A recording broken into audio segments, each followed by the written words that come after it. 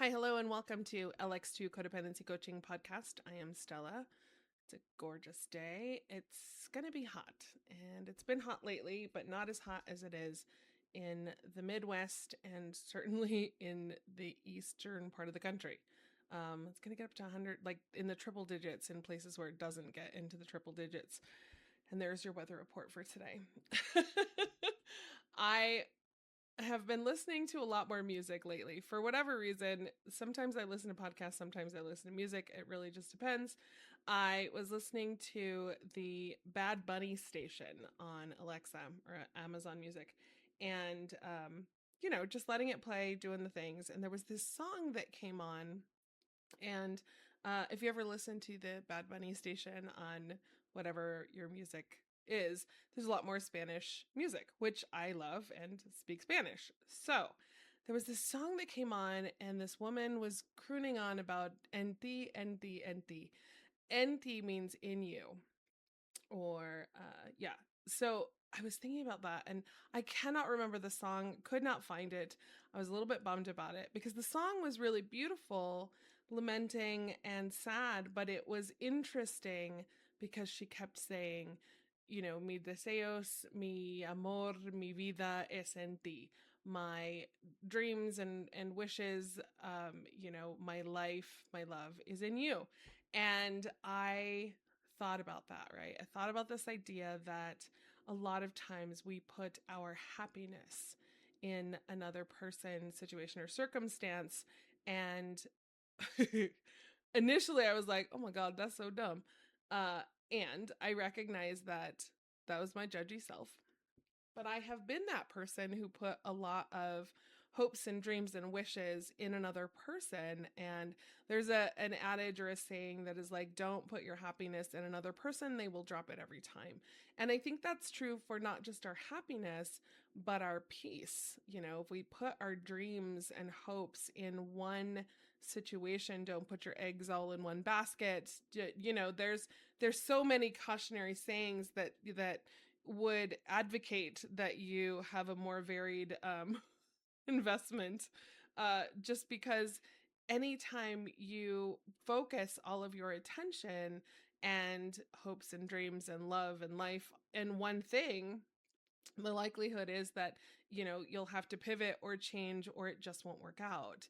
And so I was thinking about that, right? I was thinking about the thought that if we put all of our effort, attention, whatever. And that's not to say that it's not helpful to have goals and dreams, um, but to put it in one person, situation, or circumstance really does limit then the ability to have multiple sources of happiness, dreams, success, whatever. Uh, and yeah, so as I was listening to that song and then I was thinking about it, I was like, okay, that sounds like a podcast. Because I recognize that there are so many things that we put effort into, and if it does not work out for whatever reason, then you end up in my office. You end up in this space of like, I did all the things right and it didn't work out. Specifically to putting things in another person, and we'll get to the relationship types. Um, but it's unhelpful to consider that we don't have any control over the autonomy of another human, even if that's a child, right? We have a fair bit of influence, and I've often talked about, we can't control everything about our children. We can't control anything about our partner other than, acknowledging the standards or hopes and dreams that we have in the type of partner that we want. But it's interesting, right? Again, if we consider that the job that we choose or the place where we live or the kind of experience we want to have, if we set the expectations so high, it's likely that we'll end up disappointed.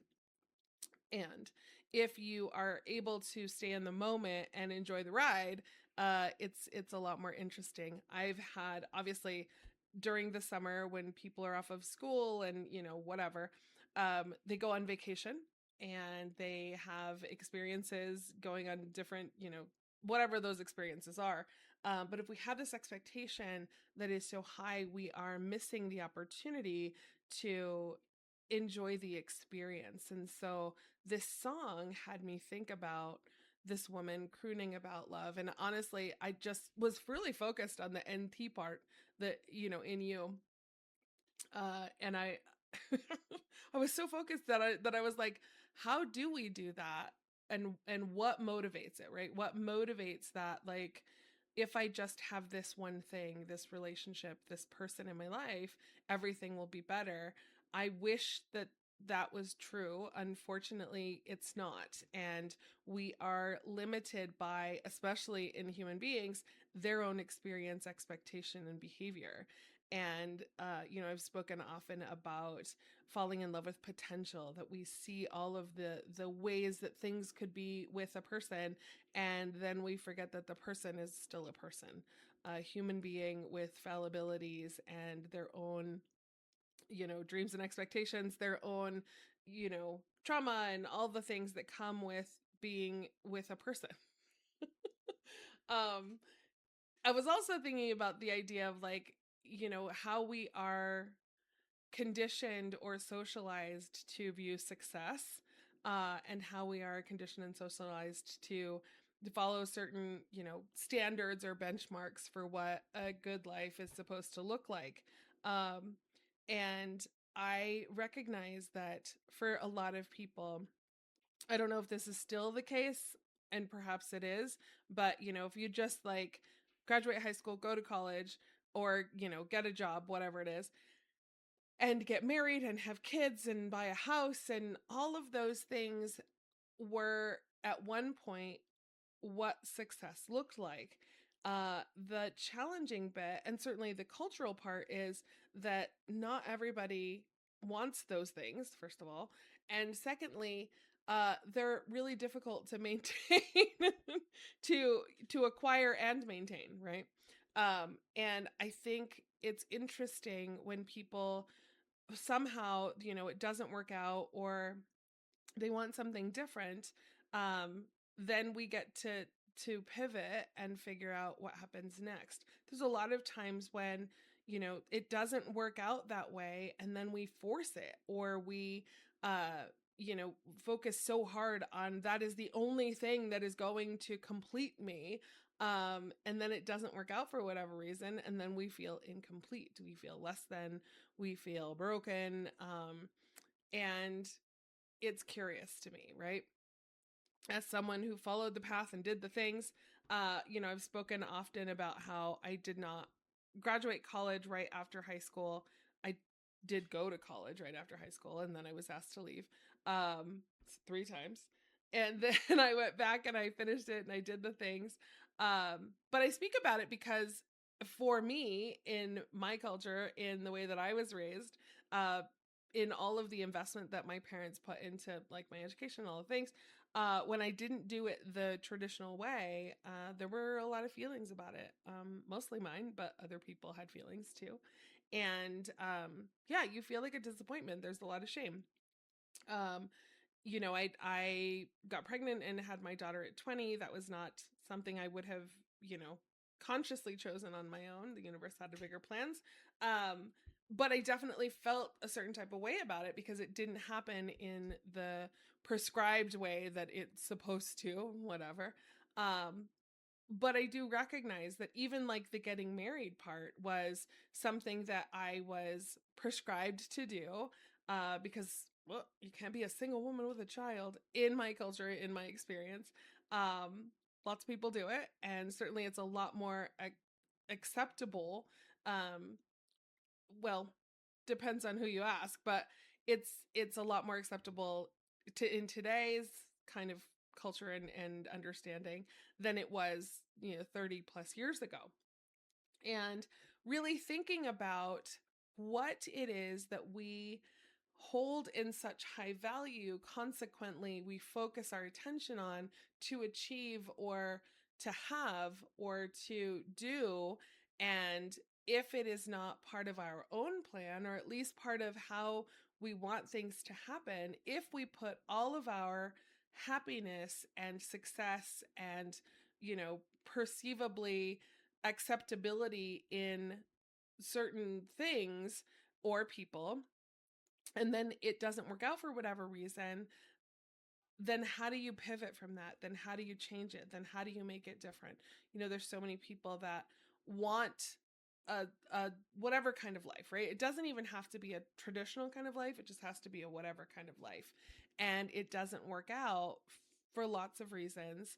And then you feel shame, or you feel guilt, or you feel like a failure. And it's not until you shift your perspective to really figuring out how to make you happy, whatever that looks like, rather than putting it all in this thing, right? I've spoken before about people in my life, either clients or professional people or whatever, who, really wanted one thing, right? Have one person in mind who was like hell bent on like, I have to go to medical school. And for whatever reason, like they struggled to pass the test. They struggled to get into school. They struggled. And for years, it was their whole identity, this struggle, because the expectation of, their family or their parents or whatever was like, okay, you want to do this thing. I think it came more from support of like, we encourage you to do the thing that you want to do. Again, we want our kids to be happy, right? But at some point, because it's not working out, you've got to shift that perspective. You've got to shift that expectation that this is the only thing that will make you happy.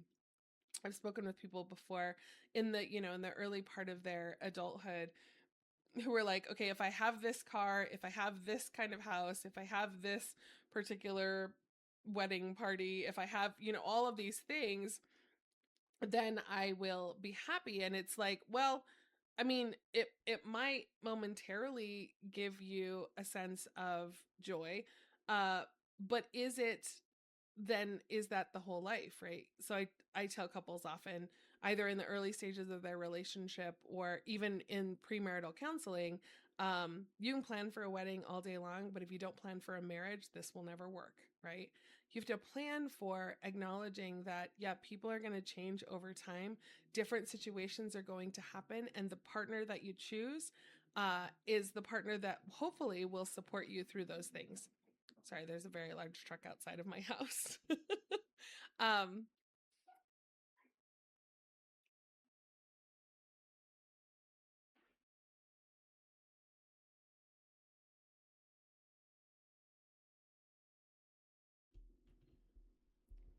the nice thing is that the windows are open and there's still, some air that's coming through. Anyway, if you put all of your effort and attention into only achieving those things, it's likely that when a situation changes or you change or you go through something, that doesn't fit anymore. And we speak about the grief of, losing a version of yourself or losing a dream or losing um the desire to have a thing. There are people who, will get a job that they've gone to school for and done all the things, put their whole investment and tried to make it work, and for whatever reason it just doesn't. And when we speak about it, usually in my office, it's like, what motivated you to do that? Well, I wanted to make my parents proud, or I wanted to I thought that this was going to be my whole, life, my whole personality was to be an attorney or a doctor or whatever. And as I get into doing it, it's not for me, right? People get into relationships and they have the same, perceivably, goals and dreams and all the things. And then you spend time with this person and recognize that your values are maybe not as aligned as you thought they were, or that, something changes. And so I've put all of my hopes and dreams and happiness into this relationship and it doesn't work out. Certainly over time, we recognize that we get to choose, right? Some people have made the choice, the safe choice in relationship, but it's not the choice that they would have made if they didn't have the expectation of their family or the expectation of their culture or the expectation of their faith system. And it's curious to me, right? Because we're supposed to want certain things, supposed to, air quotes, And then when it doesn't work out for whatever reason, it's a significant disappointment, but we feel like a disappointment, right? We feel like I'm the disappointment rather than it was disappointing that this didn't work out for whatever reason. I find it interesting when we put so much effort and attention into having or being with or doing a certain thing, and it's not what we expected. That's where it's helpful to shift the expectation. And by shift, I mean bring it down. And then, accept the situation for what it is. Oftentimes, and I've, spoken about it here, we project a lot of our own value and meaning and success onto either a marriage or a job or a child. And it's our own stuff, right? And so when we put it on someone else or something else, when that doesn't work out for whatever reason, then we feel like the disappointment, or we feel like I'm not good enough, or I'm not whatever it is. And so obviously it's my job to help someone to change that narrative or change that perspective, or at least shift the expectation to broaden what success or happiness or joy or whatever looks like, and often encourage someone to look at like, but what have you learned, what did you get from the situation? It's not that you are a failure because this thing failed, and what did you get from it, right? It's a helpful reframe, and I am the queen of a reframe, self-appointed, by the way. I didn't come from a long line of queens of reframe. uh but it's helpful to recognize, okay, this didn't work out, right? For whatever reason. And it's interesting when we put all of our effort and attention into something that has the potential to shift and change. If we are not open to our own shifting and changing and acceptance of the situation for what it is, right?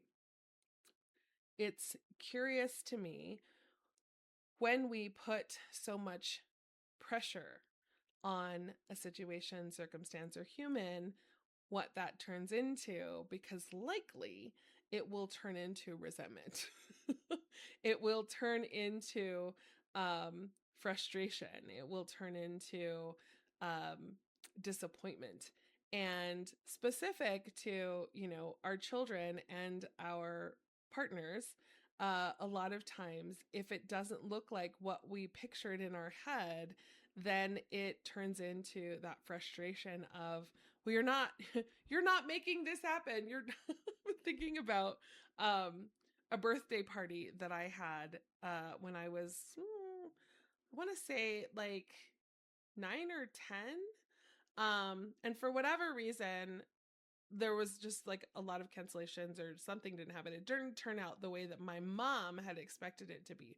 She made a bunch of food, did a bunch of things. My mom historically gave me really great birthday parties. And for whatever reason, it didn't work out. People didn't show up, or not as many people as she expected. She was so disappointed. And so consequently, I was like, I am disappointed, because my mom is very upset about the fact that it didn't work out. I remember specifically because she had made a bunch of like tortilla chips that were really awesome. But she was so upset. And I just remember I was a little kid, and just remembering that feeling of like disappointment and sadness because this birthday party didn't go off the way she had expected. Um, and consequently, then it didn't go off the way I had expected. And that is a core memory that I have in my brain of like, I will only be happy if these things happen. I also remember being a teenager and needing to have, the coolest clothes and the coolest shoes and all the things. And I'm the oldest of six. We couldn't always afford all of those things. My parents sent me to private school. And that sounds bougie, but my parents worked really hard. And so the sacrifice was that I didn't get the coolest clothes, and I didn't have the coolest things, and I didn't have the latest stuff. But I remember that disappointment of like, I will only be happy if I have these things. And certainly as an adult, I have been able to buy myself those things. But it does create that loop of, I will only be happy if this situation, circumstance, person, whatever, is something I can acquire, have, attain, live in. And then when you get it and it doesn't fit the right way or the way that you expect, it's likely that you will have disappointment. If we insulate our kids and our experience from disappointment, we do not let them have it, then they don't know how to build the resilience of getting through it. And so when we put all of this effort and attention into only one situation or circumstance, but don't allow, other things to give you joy or give you peace or give you, you know, whatever it is, and you're only focused on the one thing, I will only be happy if I have this, then you rob yourself of the opportunity to have joy. Now, specific to an intimate partner or a long-term partner or whatever, when we give someone else the ability to uh, have an effect on our emotions, it's really tough. And again, when we're teenagers, that makes sense because we're so hyper-focused on whatever it is. When we're adults, that's not really helpful, because people, humans in general, have free will. They get to choose. And they behave in ways that we don't always expect or anticipate.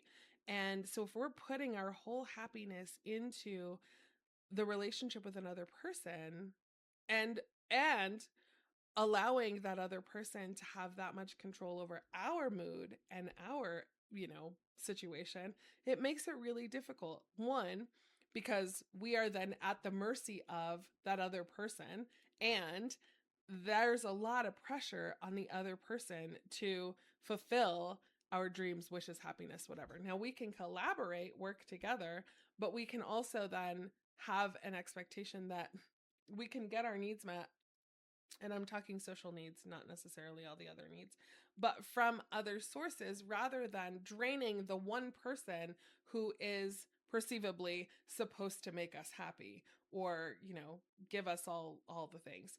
Um, it's curious to me because, again, we live in a culture, and certainly now, that prescribes this idea of like one partner forever, and that's all you get. Like there's a depletion of resources. I mean, there might be. But it's interesting, right? Specifically to this song, as I was listening to it, she had put all of her hope and dreams and, love and happiness into this one person. And guess what? They disappointed her. They did not meet those expectations. They did not, for whatever reason, reciprocate that feeling. And it was a very sad song. But I think we do that with our children as well, is that we put all of these expectations and hopes and dreams that maybe we did not fulfill, or we didn't have. I have heard often, I just want to give them everything I didn't have. And if we inundate our kids with the things that we didn't have, if that's stuff, that could be problematic. If it's you know, unconditional love, that's not a terrible thing, right?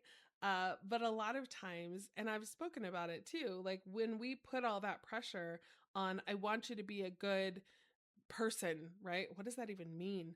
I want you to be nice. Okay, well, can we start with kind and generous? Can we start with even just, I want you to have a wide breadth of emotions that I will teach you how to regulate when I can regulate my own emotions, right? Without putting on this, like, I don't want you to feel all of these negative things. It would be helpful if you felt all the negative things, and I worked with you on how to manage that, because there will be lots of unhelpful things that you will feel, and it's helpful to regulate them. But if I put all of my hopes and dreams on a tiny little person, that's a lot of pressure, right? Because that individual human with recombinant genes from both you and your partner will have their own personalities, have their own needs, have their own expectations, have their own experiences. And it would be helpful to be accepting of that experience rather than, you know, you can only be all of the things that I want you to be. and I want you to be happy on top of that. So it's something to consider when we put all of our energy and effort into another person. What we are doing is we're setting ourselves up for potential disappointment if we put it back on ourselves. How do I make me happy? Right? Not in like a completely selfish sociopathic way, but if I recognize, okay, if I model happiness and contentment and joy, as well as disappointment, sadness, frustration, anger, all of the other emotions, if I model that, hopefully you will be able to recognize how to model and how to function in the world without going, I just want you to be happy. And so I will project all of this, lack onto you. Right. Um, it's interesting. It's curious to me, right? When we put all of that effort into wanting something for someone else as opposed to riding the waves with them and accepting who they are and what they're about. There's your nugget. NT. I will find the song eventually again. I may even post it on my stories. But acknowledge, am I working on managing those things for myself, or am I putting it on another person, situation, or circumstance? If I am projecting that onto something else, is it reflecting back to me my work and effort? And how do I get there with a multitude of resources rather than focusing it just on this thing? Okay. I hope that you are all having an interesting summer with lots of experiences and lots of helpful insights and emotions, acknowledging that, yeah, shit continues to be weird. The world is on fire, literally, because it's the season. Be good stewards of your resources. Acknowledge where your boundaries are helpful and how you can contribute to your own happiness. There's your nugget. I will talk to you soon. Take care.